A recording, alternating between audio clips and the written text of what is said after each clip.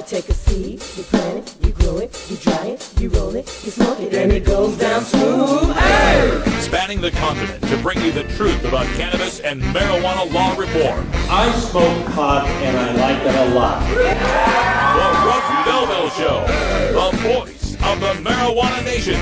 Now, here's your host, Radical Russ Belville. Good day, tokers and tokettes and non-toking lovers of liberty, and welcome to the weekend. It is Friday, August 8th, 2014, and it's got to be 420 somewhere in the world.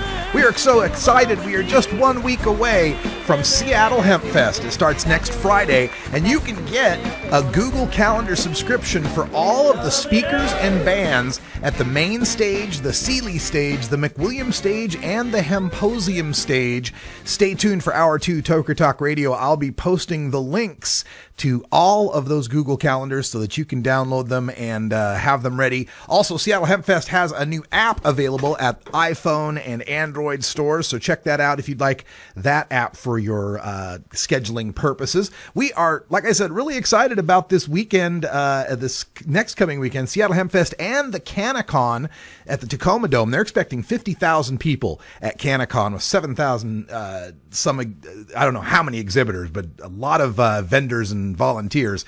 That's going on Thursday through Sunday, and I am taking part in both. I'll be at booth 230 at the Tacoma Dome with the Marijuana Business Association during the evenings or the afternoons and during the mornings, or, well, whenever I'm not speaking at HempFest, that's when I'll be at CannaCon. We still have yet to work out the schedule. It's going to be pretty damn hectic, so we'll try to get that all figured out as well. So also coming up on today's show, we have got the 420 radio news, and in the news today, some really interesting headlines, lawsuits and petitions all over the place. We're going to take a look at the state of Maine, where there's 3 cities that'll be voting on legalization. The state of Kansas, where shenanigans are preventing a city from voting on decriminalization. The city of San Diego, with a very creative lawsuit to get around bans or restrictions on dispensaries. We've got more fallout now, a class action lawsuit over that accidental overingestion at the Denver County Fair, and a terrifying tale from Fresno, California, where a pre-dawn Ripper operation led to a gun battle and 2 deaths. We'll tell you all about that in the 420 radio news. Then coming up in our Behind the Headlines segment, we are going to take a look at a terrible story coming out of my home state here in Oregon, where medical marijuana patients have now been officially banned from not just working at or owning a daycare, but living at one if it's their home. We'll tell you all about that in Behind the Headlines.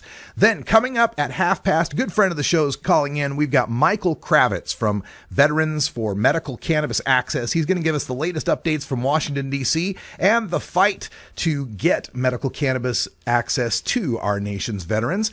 And at the Radical Rant segment, we will have time to talk about this study that has just blown me away. I saw it earlier today, a study showing, you know how we go around in the drug war business and in the reform business here, telling people how racist our drug laws are and how disproportionately blacks and Latinos are being arrested for and incarcerated for drugs.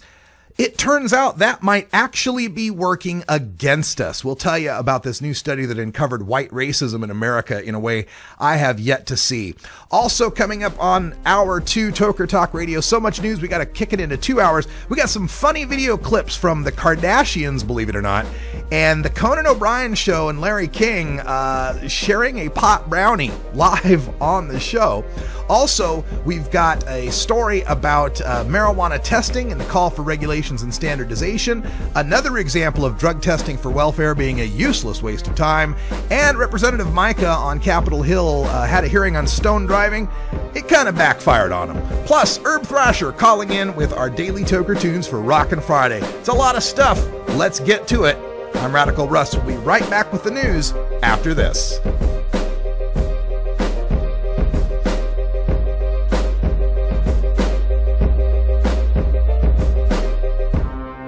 You're tuned into the Russ Belville Show, the voice of the marijuana nation. 420 Radio, your ticket to Seattle Hemp Fest. My name is Richard William Riggs. I'm a judge in Oregon. In 1998, I was elected to the Oregon Supreme Court, where I served until October of 2006. I've been asked to give my views about the new approach to marijuana initiative that is going to be before the voters very soon, and I'm happy to do so. I've read the measure, and I'm going to vote for it. And the reason I'm going to vote for it is because I think that it's inevitable that marijuana is coming to Oregon in one form or another. And I hope it comes in the form of a good bill like this one. If we're going to have marijuana in Oregon, this is the way to do it. Drugs and marijuana particularly play a huge role in the economic engines of most of the local gangs. The gang-related violence that occurs is often as a result of bad drug transactions of one kind or another. I think the proper legalization of marijuana and the control of it in an appropriate way is a substantial step forward to eliminating some of those problems. Using the criminal justice system to enforce certain societal social norms is kind of a waste of resources. It takes away from the criminal justice system dealing with forcible rapes and murders and so forth. I've read this measure, and I'm going to vote for this measure. And I think anybody who reads the measure and gives it careful thought will probably join me in that vote. Drug Truth Network Century of Lies with Dean Becker from Houston, Texas, replaying Mondays at 11 Pacific on 420radio.org.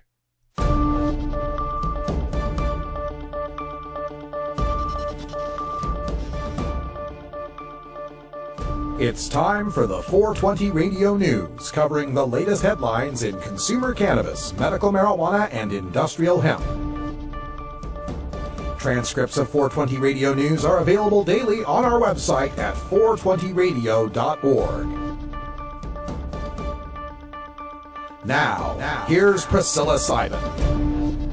Priscilla Simon is off today with your 420 Radio News for Friday, August 8th, 2014. I'm Russ Belville. A petition to decriminalize marijuana in Wichita, Kansas has fallen 47 signatures short. But activists with the Decrim campaign are questioning just how County Election Commission's supervisor Tabitha Lehman has been counting the signatures. The campaign turned in over 6,400 signatures for a petition drive that required just shy of 3,000 signatures by law. Lehman's office rejected about 3,600 signatures as invalid, a roughly 45% validity rate. Activists point out that Lehman's office subjectively disqualified signatures they felt didn't match a person's handwriting on their voter registration card. Lehman responded that while her office doesn't employ anyone trained as a handwriting expert, she did have several of her employees look at the questionable signatures before rejecting them. The initiative would make simple possession of marijuana a $25 fine-only offense. Activists will ask the Wichita City Council on Tuesday to put the initiative before the voters. Otherwise, they will recirculate their petition in time for the next city election. Wait a minute. I got to wrap my mind around that. We don't have any handwriting experts among any of our employees, so we took a whole bunch of them that aren't experts and had them look at something. How does that make any difference? Well, I feel a lot better that instead of one unqualified person denying my right to petition, it's a whole bunch of unqualified people denying my right to petition. This is just another example of bureaucratic and electoral shenanigans that we have to fight against as marijuana reformers. They are going to try to put every little roadblock they can in our way, and they're going to put extra heightened scrutiny on every single signature sheet that we turn in. You can bet if this were some petition to help the Ag Council or the Business League or whatever the hell try to get something that they wanted, oh boy, those signatures would be declared really valid, really easy. They wouldn't spend a whole lot of time worrying about it. But when it comes to marijuana, they're going to do everything they can to try to thwart the inevitable will of the people. Good on the people of Wichita, Kansas for continuing to fight for this, because you know what? I would really love to have a reporter reporting from Kansas on marijuana election night this November 4th on 420 Radio. Voters in South Portland, Lewiston, and likely York, Maine will join Oregon, Alaska, and Washington, D.C. in voting for marijuana legalization this November. While the municipal votes in these 3 towns in Maine will largely be symbolic, if passed, they would join the state's largest city, Portland, which passed legalization of 2.5 ounces of possession by 67% last year. They would be setting the stage for a statewide legalization campaign in 2016. Today, the Maine Marijuana Policy Project turned in enough valid signatures to force Lewiston City Council to legalize possession of 1 ounce of marijuana by adults 21 and older, or place the initiative before the voters. On Monday, the City Council of South Portland placed that city's 1 ounce legalization on the ballot. On the previous Monday, the Board of Selectmen in York voted 3-2 not to place 1 ounce legalization on the ballot after MMMP submitted a required 100 signatures to make that request. However, the activist group plans on continuing collecting of the 631 signatures needed to force a public vote.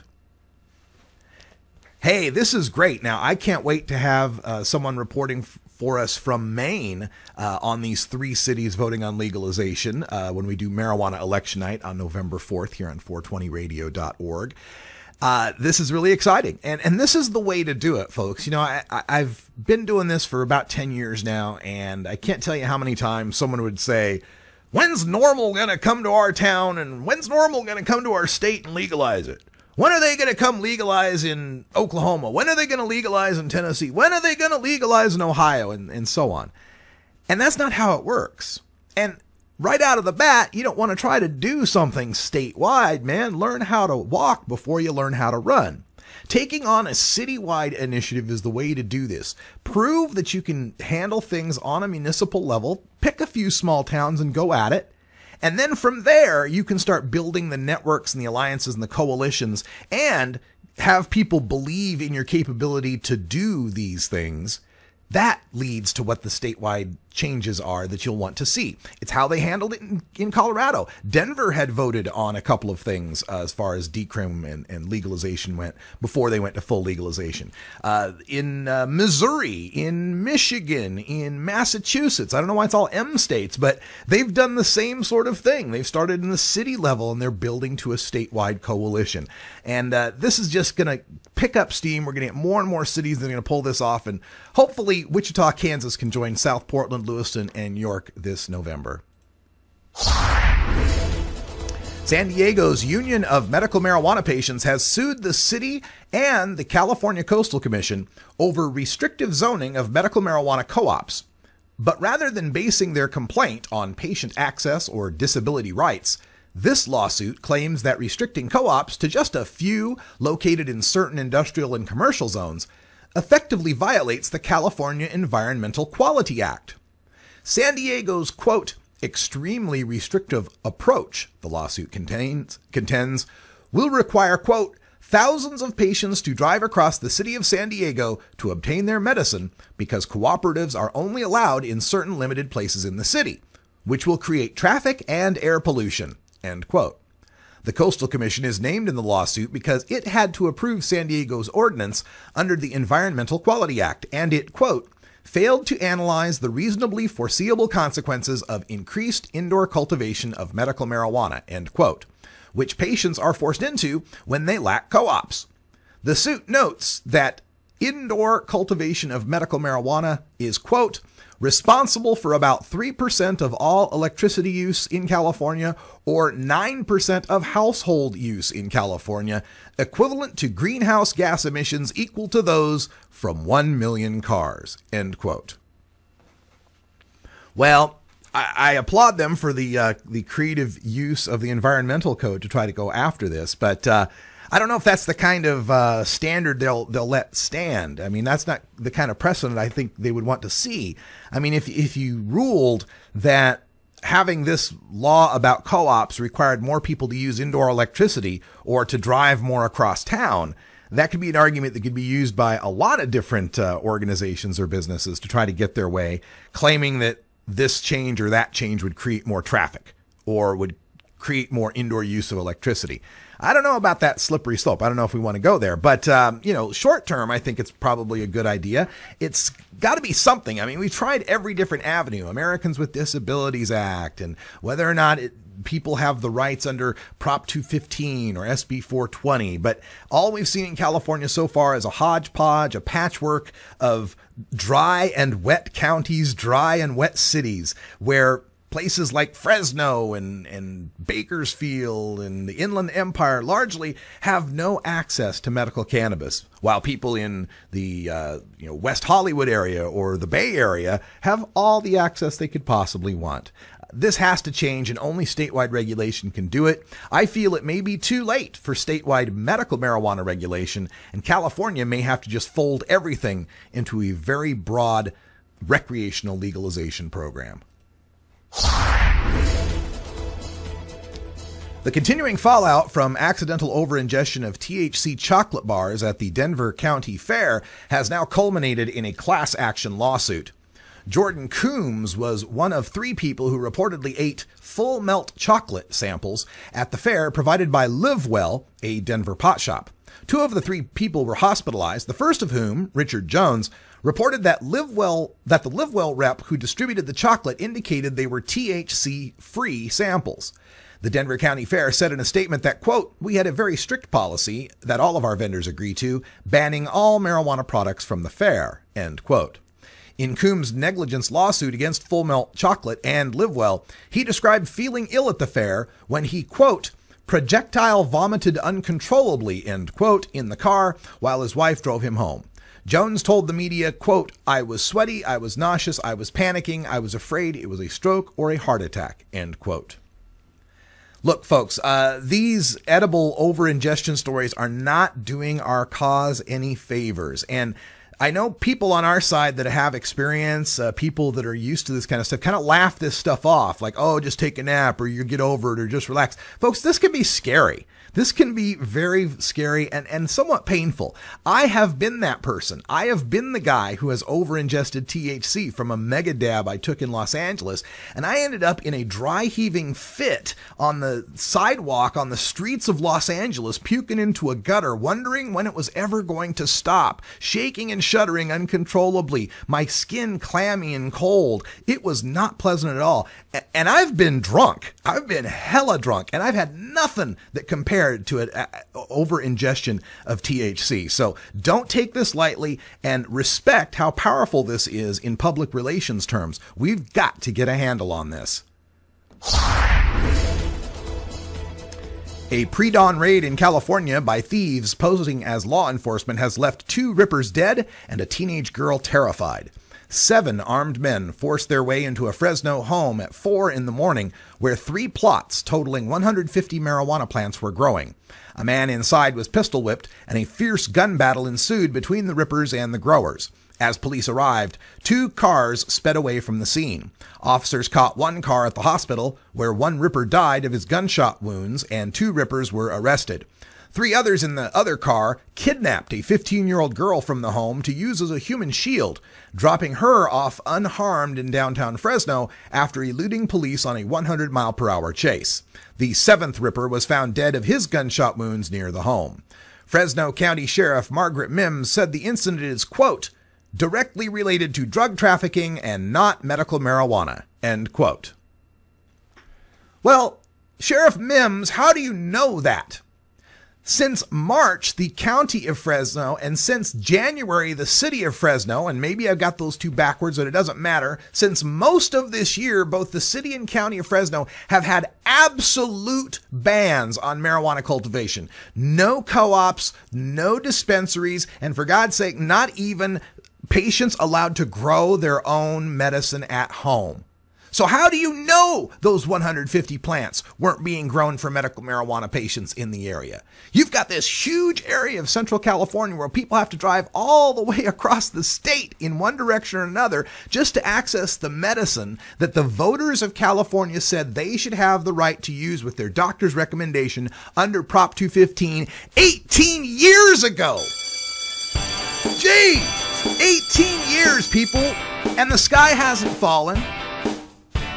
Can't you get it through your thick skulls that allowing people to use medical marijuana is a good thing, and prohibiting it just causes things like this?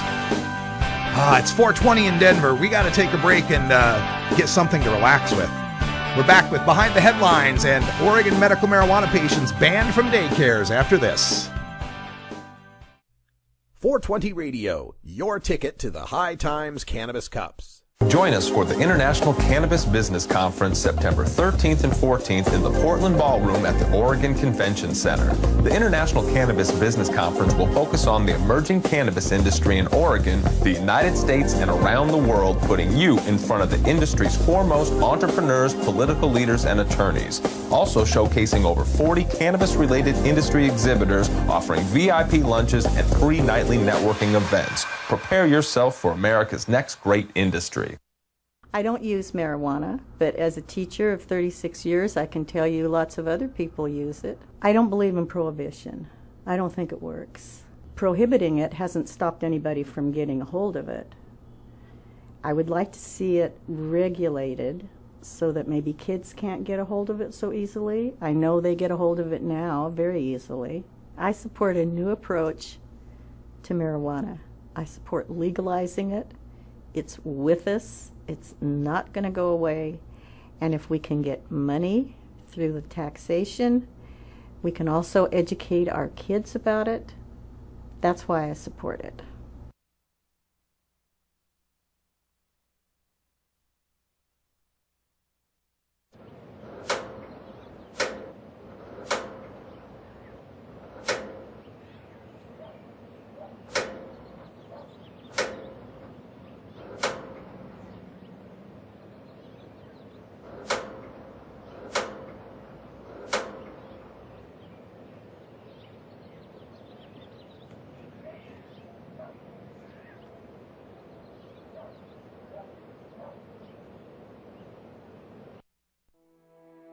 Are you a hypocrite?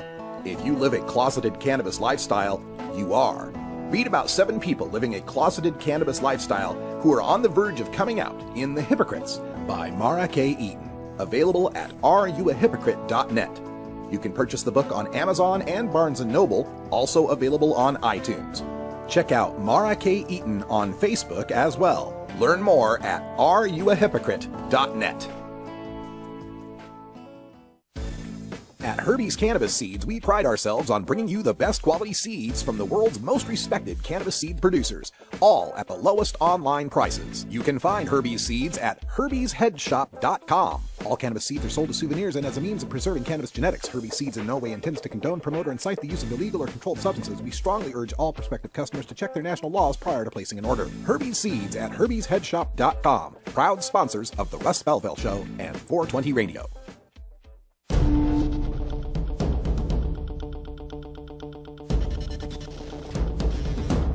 Welcome back, everybody. 23 and a half after the hour, and it's time for us to go behind the headlines, where the Early Learning Council for the state of Oregon has unanimously passed a temporary rule banning owners and operators of daycare facilities from holding medical marijuana registry cards, a status they must now report on their daycare license applications.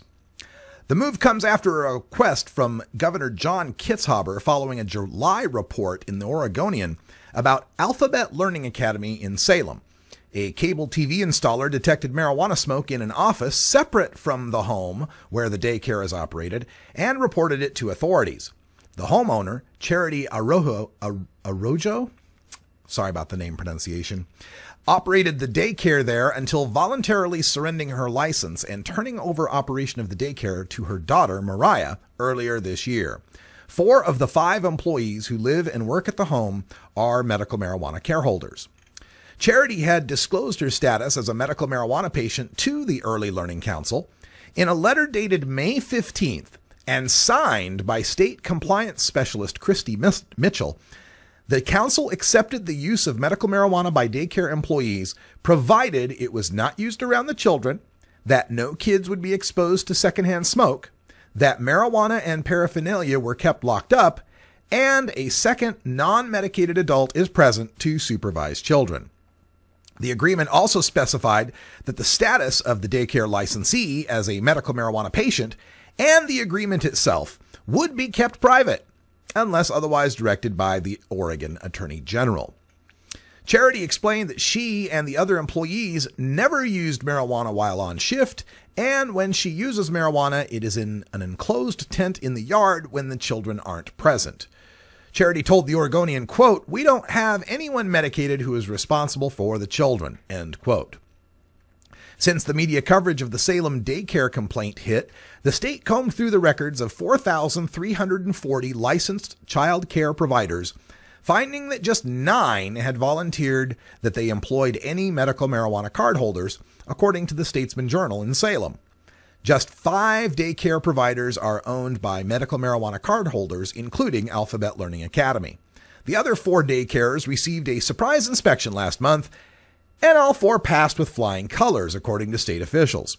One daycare owner who uses marijuana to treat fibromyalgia complained about being forced to disclose her personal medical information, adding that she only medicates after hours when the children are gone. Another owner explained she only uses a cannabis salve and doesn't smoke marijuana at all. These new rules not only ban home daycare operators from being medical marijuana patients, they ban any marijuana on the premises. This effectively means that not only are patients barred from owning and operating a daycare, they and even their family members can't use medical marijuana in their own home, even after hours or weekends when the children are away. However, home daycare providers are still allowed to keep alcohol on the premises so long as they follow safety precautions like keeping it out of kids' reach. The hypocrisy of the council's move was not lost on state medical marijuana advocates. Anthony Taylor with Compassionate Oregon told ABC News, quote, "You don't make these kind of requirements for people that are using Vicodin. You don't make these kind of requirements for people who are using methadone." And yes, it's just another example of, yet again, the bigotry that's used against people that are using cannabis. And this bigotry, I've got to say, was inadvertently enhanced by dividing cannabis smokers into patients and criminals. By keeping that dichotomy, we enhance the idea there's something wrong with the use of cannabis unless something more wrong compels its use. Oh, you're a bad, awful, evil person if you smoke pot, but cancer is so much more evil and worse that we can accept it in that case. And all that does is amplify people's belief that there's something wrong with people who use cannabis. And it continues to demonize, especially in this dichotomy we have now between CBD and THC, it continues to demonize this idea of THC's after effect, of its side effect of a mild euphoria, as being something greater than what it is. People they have this equivalent of thinking of high as something that is crazy, out of control, changes your perception, changes your character, changes your morals. And it's not. It's nothing like that. If anything, alcohol is the one that does that. Until we can get it legalized for all people, we're going to continue to see this kind of discrimination. Until we are equalized with beer drinkers and cigar smokers, neither of whom are restricted from owning or operating a daycare, I might note. Until we can get that sort of equality, we're going to have to keep fighting these sort of battles. It doesn't end with legalization, it starts with legalization. We'll be back with Michael Krawitz, veterans from Medical Cannabis Access, right after this.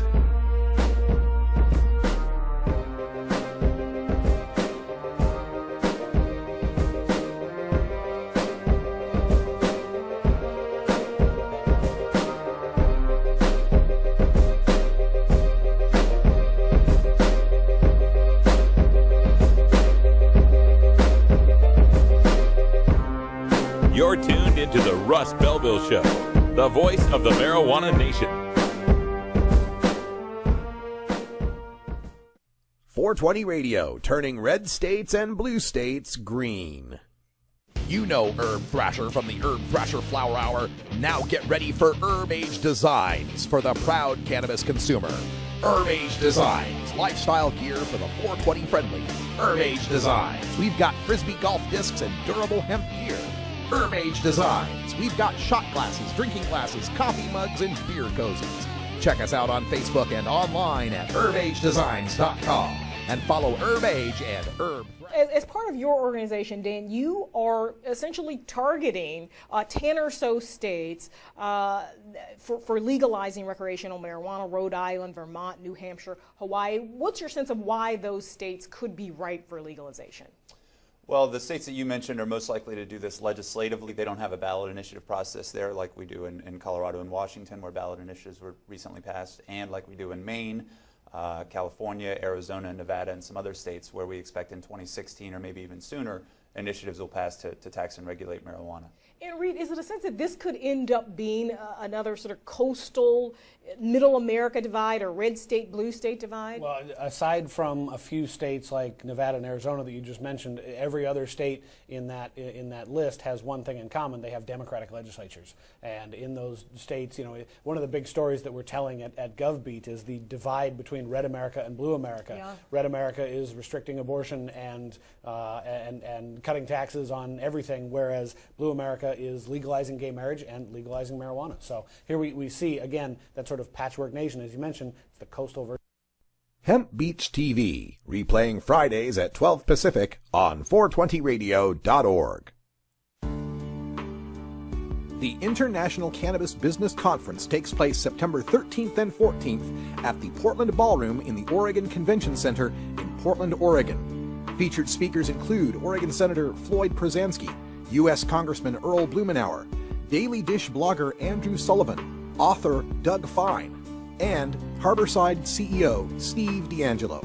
To learn more, visit our website at internationalcbc.com. The Marijuana Business Association, or MJBA, are proud sponsors of the Russ Belville Show. It is the mission of the MJBA to establish integrity and legitimacy, create common market standards, provide market intelligence, and develop best ethical business practices for participants in the emerging legal marijuana industry, including commercial hemp, medical marijuana, and recreational marijuana for adults. Learn more about the Marijuana Business Association and visit mjba.net to join today. That's mjba.net.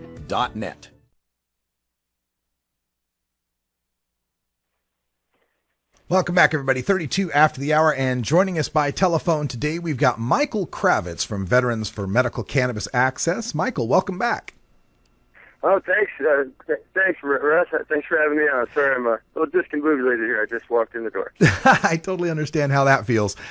Michael, of course, has been fighting for veterans and for medical marijuana in general for a long time now, and he joins us from time to time to give us updates on what's happening in his battle. So tell us, what is happening? What's the latest? Well, gosh, it's going in so many different directions. I have to be.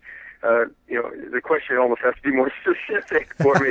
But we're working on several fronts, working on various states to add different qualifying conditions that veterans may suffer from, post-traumatic stress, neuropathic pain, things like that may or may not be covered by the qualifications of the medical marijuana laws. And we're also working on a couple of bills in Congress. But I think today, the thing that I would find most pressing to talk about kind of to the activist community would be the NGO work that we've embarked on. We're working at the United Nations on trying to reform international drug policy. Coming up is a big drug summit in 2016, and we're all kind of gearing up for that. Wow, that's fantastic. And I also noted in some of the things that you'd sent me earlier, working with trying to get the Secretary of Human Services, Health and Human Services, to remove some of the barriers that are necessary here. Something that you're doing along with MAPS, the Multidisciplinary Association for Psychedelic Studies. That was back in May. Do you have any report on how that went? Well, we were able to get approval for our study, of course, finally. MAPS worked on it for like 20 years to get approval to get the cannabis from the federal government. It's a strange, ironic situation that we work in where in any legal state you go to any dispensary and get cannabis, but to study it in a university, you have to get cannabis from the federal government to be able to study it and have the appropriate kinds of results published in the appropriate kind of places. And we finally did get that approval for our post-traumatic stress study, but we felt as veterans we weren't just going to walk away. We were going to make sure that the next study that came down the pike wasn't going to get held up for 20 years, no matter what it was. Maybe it could be phantom limb pain, who knows? But whatever it might be, we felt like we should knock that door down while we had it open. And we assembled a sign-on letter with some Republican leadership, believe it or not, and circulated that. And the full impact of that really hasn't been felt yet. You know, one of the outcomes that we saw, we had that researcher, Dr. Suzanne Sisley, down there at University of Arizona, who was given the approval to go ahead with that and then was suddenly fired by University of Arizona. I know a lot of veterans were interested in that because it was going to be the first FDA clinical trial on cannabis for post-traumatic stress. What can you tell us about Veterans for Medical Cannabis Access in that particular case? Well, that's part of the same story with MAPS. And what's going on there is a real saga. If people have been following very closely, they know that this isn't a new thing where we've been battling back and forth with the state. Here we finally get approval from the federal government to do the study, but there was some hesitance, is putting it way too lightly, within the university. There's a couple of people there within the university that really are just anti-marijuana people. They find themselves more drug warrior than they do researcher, and they're really making life hard for Dr. Sisley. They've actually now moved to try to remove her from her post. That's not, the good news for us is twofold. One is I don't think that's going to stop the study any, because MAPS is already looking at potentially doing some of the study in Colorado anyway. And as long as we have another university that's willing to carry the ball, Dr. Sisley can do the study there. And the second part is I don't think it'll hurt Dr. Sisley's career path any. In the end, hopefully, cross your fingers, it'll help her in the end get the respect that she deserves for her work, which has been stellar. I mean, you're not talking about somebody who has any kind of flaw in their performance record, facing this kind of abuse. It's pretty straightforwardly anti-marijuana. We're speaking with Michael Krawitz from Veterans for Medical Cannabis Access, and we've also seen moves now by the Obama administration, some very pro-reform moves as far as Eric Holder and the Justice Department doing retroactive sentencing reductions and allowing Washington and Colorado to move forward with recreational legalization programs and so forth. Is any of this starting to trickle down into the VA, into the people that deal with veterans care with respect to the medical marijuana states? The VA is a real problem area. I don't need to tell you that. Anyone that's watched any amount of news knows that the VA is in some serious hot water with respect to how it's treating veterans overall. Veterans facing ridiculous wait times, outcomes that are just completely unacceptable, and the taxpayers and the Congress are foreclosing on those problems. Unfortunately, medical marijuana kind of gets caught in the crossfire there, and I'll explain how I mean that. When they're dealing with over-medicating veterans, giving them too many drugs, too many narcotics, and too many, maybe Valium kind of drugs that are interacting and causing, serious problems, either drug interaction deaths or some drugs that are being given inappropriately for like post-traumatic stress that right on the label suggests they may increase the rate of suicide in a population of veterans that were having outrageously and unacceptably high suicide rates. So, those are real problems that the VA are trying to deal with. Unfortunately, some of how they try to deal with that gets marijuana caught up in the crossfire. So you may, as a veteran, find yourself all of a sudden being drug tested where you hadn't been drug tested before, and all of a sudden they're not going to know how to deal with your medical marijuana use. And we're seeing, more and more veterans in and out of medical marijuana states that have confused doctors not knowing how to deal with this. Is it a positive? Is it a negative drug test result? But I think that overall, veterans, we have a pretty good chance of getting what we need from the VA with regard to medical cannabis, because all we really need them to do is just write us a little bit of a note in our file and leave us alone. We're using the cannabis outside the VA. We're getting it from distribution sources outside the VA, and for the moment, we're really not complaining that hard about that. I love it. Just get the government to leave you alone. That's quite a goal in and of itself, isn't it? It is.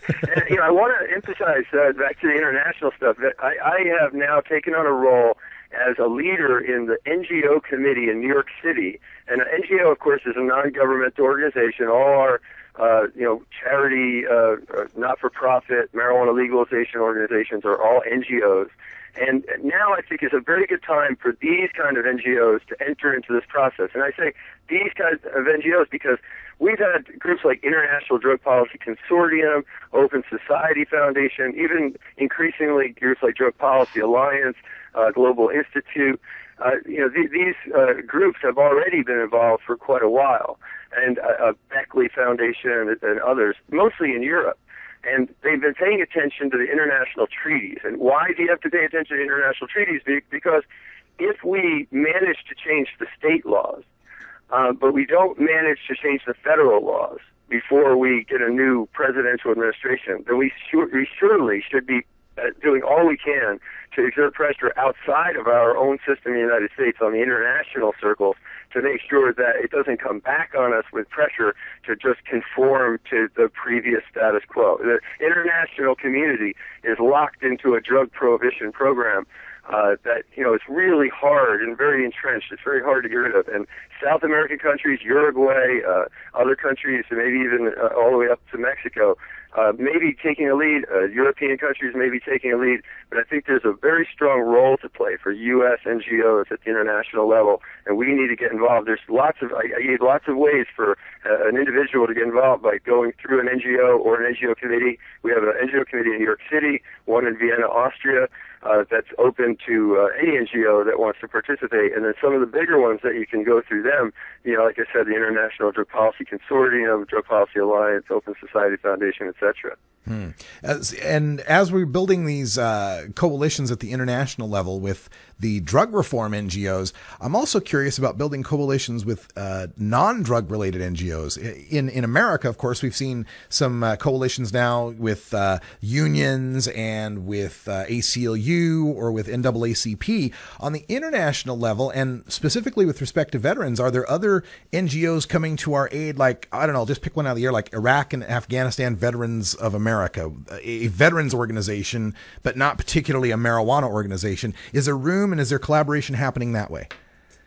Well, on the front of getting veteran service organizations to stand in front of the veterans instead of behind the veterans on this issue, which is really where they belong, we've been working with Veterans Foreign Wars. We've actually succeeded in getting a resolution passed at the state level, and then they didn't want to put it on the the questionnaire at the federal level within their organization. It just was too politically charged still. So that's kind of where we're at with these larger veteran service organizations. Now, we are finally getting some headway with some smaller veteran service organizations. Iraq and Afghanistan Veterans of America, the Iraq Veterans Against the War, and most recently Veterans for Peace put in a resolution that's now circulating through its membership, a very strongly worded pro-medical cannabis access resolution in Veterans for Peace. On the flip side of that, at the international level already, we have groups like Human Rights Watch and Harm Reduction Coalition, International Harm Reduction, groups like Transform UK.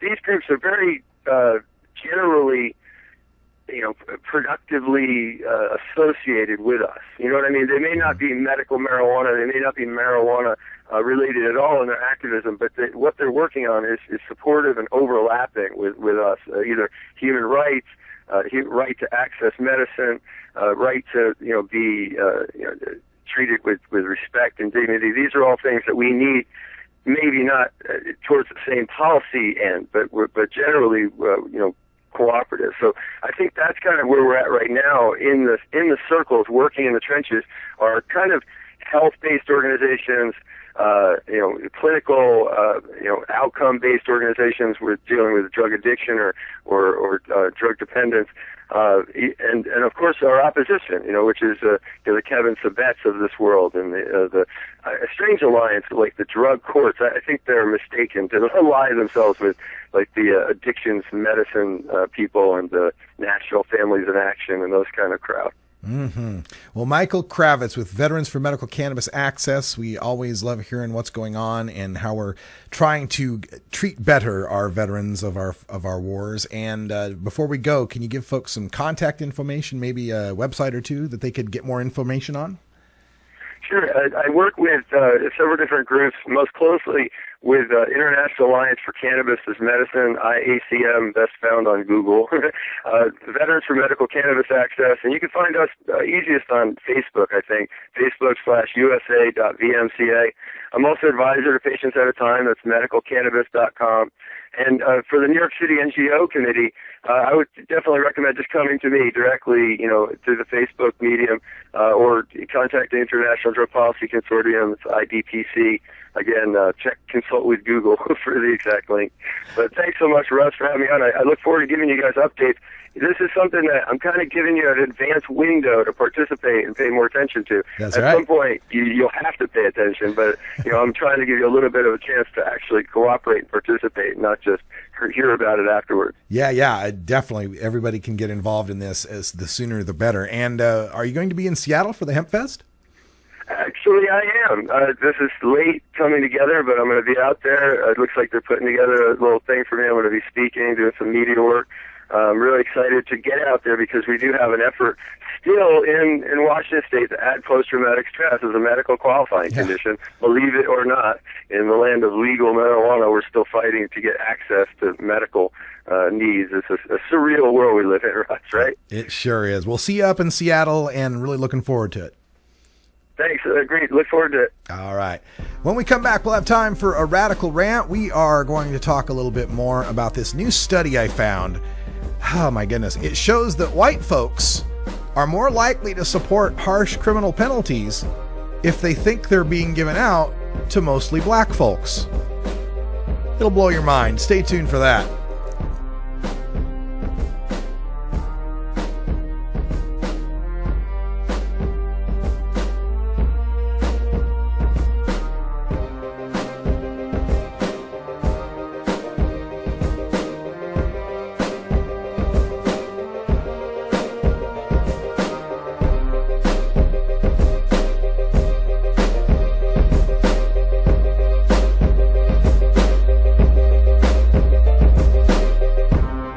You're tuned into the Russ Belville Show, the voice of the marijuana nation. 420 Radio. Tune in, turn on, get highly educated. At Royal Queen Seeds, we've got premium feminized cannabis seeds, including auto-flowering varieties for the medical cannabis user. We've got bulk shipments available and new CBD oil. Plus, we accept payment in Visa, MasterCard, and Bitcoin, as well as other methods. Check out our website at royalqueenseeds.com for more information. We are located in the Netherlands, and we have online grow experts ready to help you now at royalqueenseeds.com.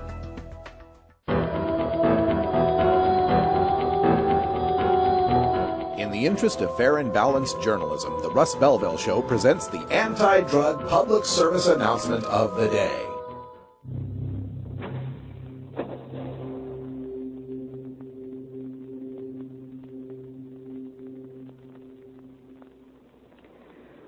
This is a vial of crack, rock cocaine.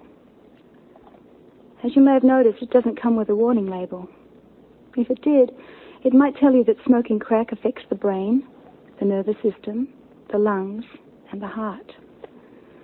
It would also say that crack can kill you. The problem is, no one knows exactly how much it takes to do it. So every time you try it, it's a guessing game. And if you guess wrong with this stuff, you die.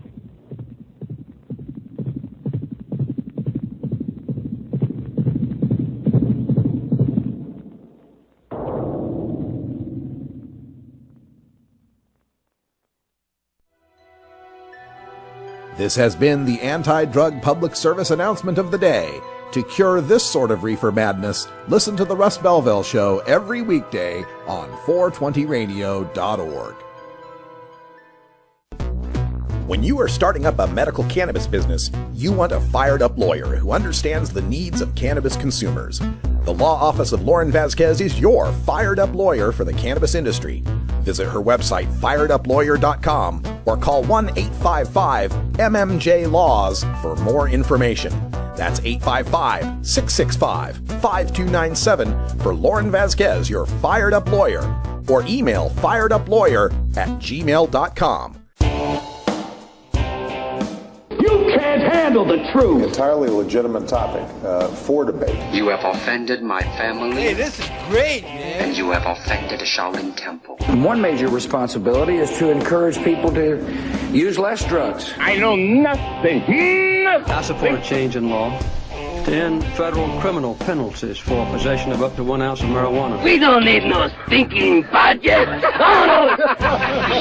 Homosexuality, no.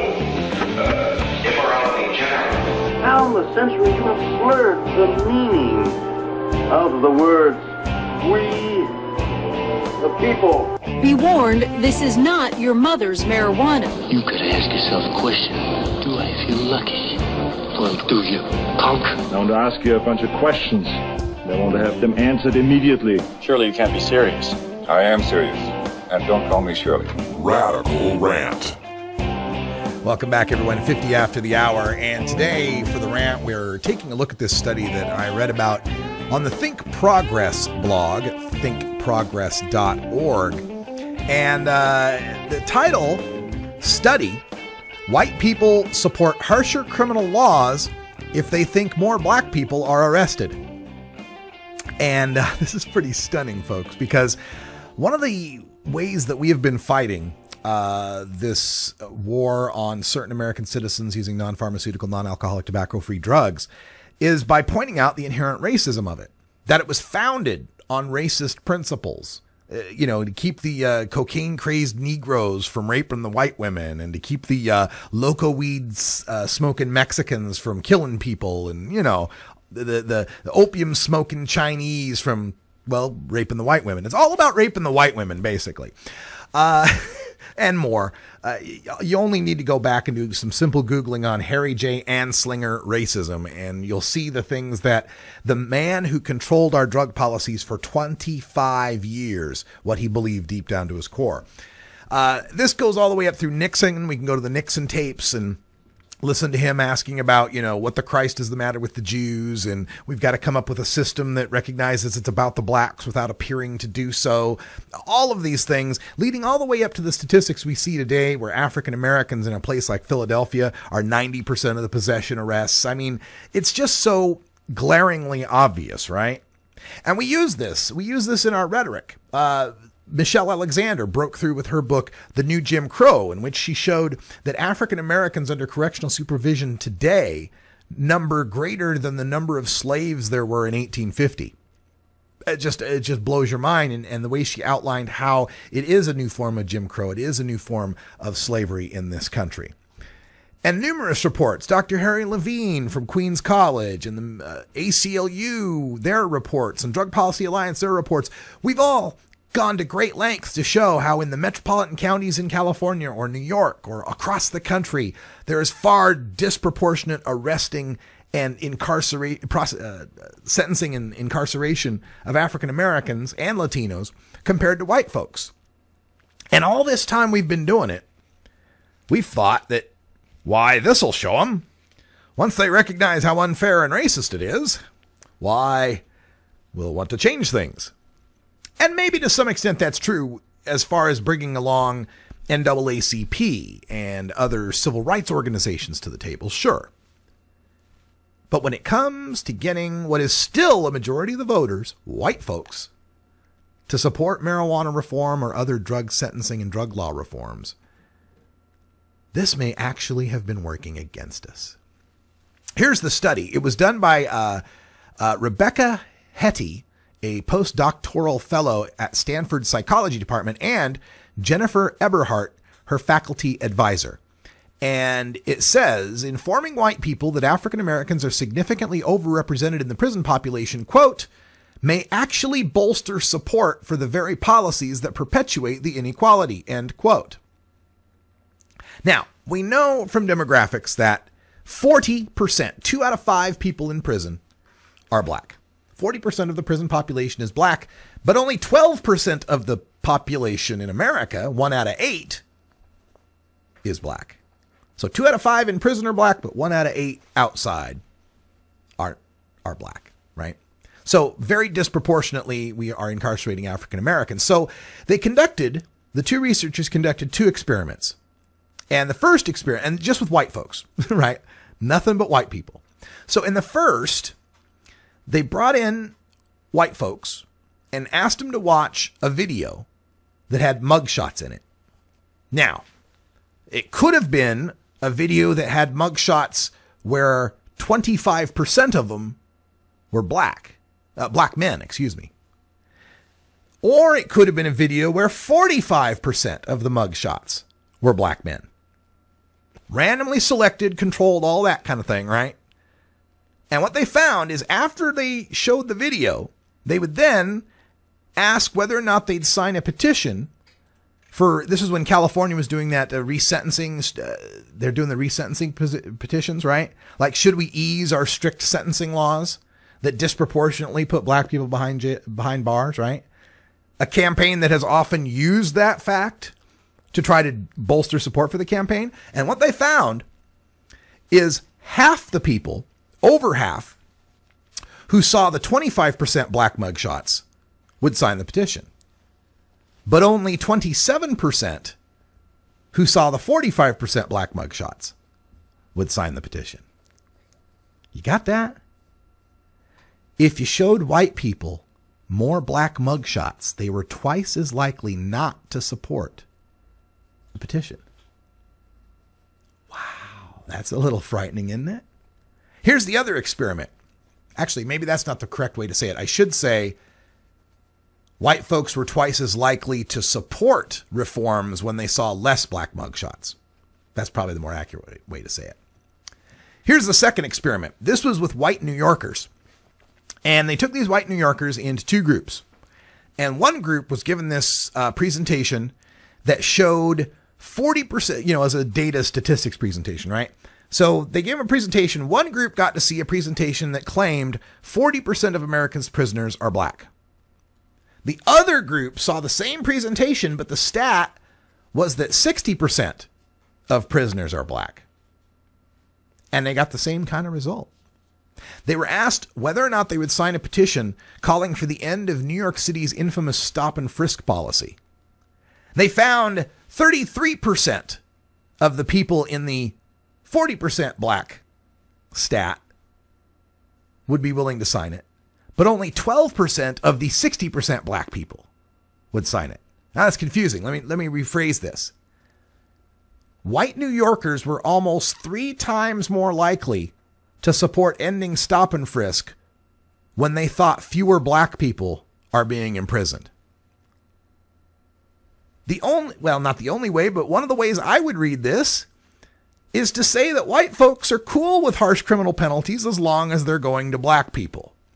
And I would think that the history of this country and our current sentencing policies would agree with that, considering that originally the sentencing for crack cocaine was 500 grams of powder cocaine equaled the same sentence as 5 grams of crack cocaine. Guess which groups use powder versus crack?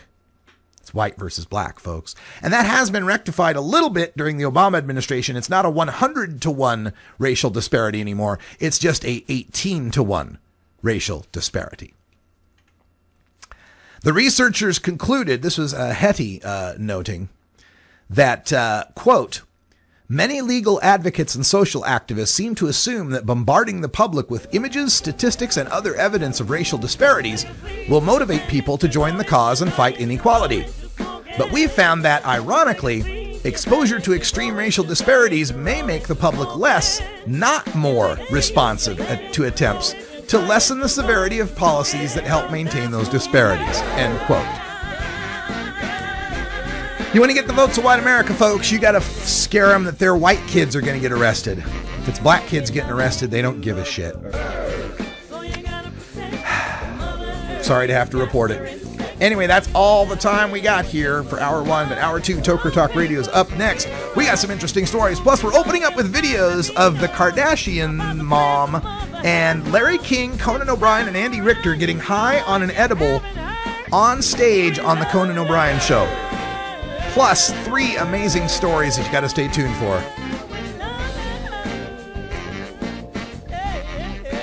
This is the Russ Belville Show. The Russ Belville Show is blogging and podcasting daily at RadicalRuss.com. For Big Island Zane, I'm Radical Russ. Thanks for joining us, and until next time, take care of each other, tokers. You take a seed, you plant it, you grow it, you dry it, you roll it, you smoke it. You take a seed, you plant it, you grow it, you dry it, you roll it, you smoke it, and it goes down smooth.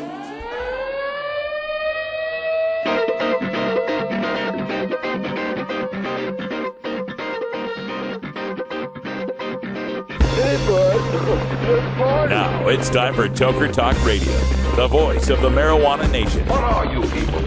On dope? Where you can toke. I inhaled frequently. Or you can talk. I experimented with marijuana and didn't inhale. Or you can toke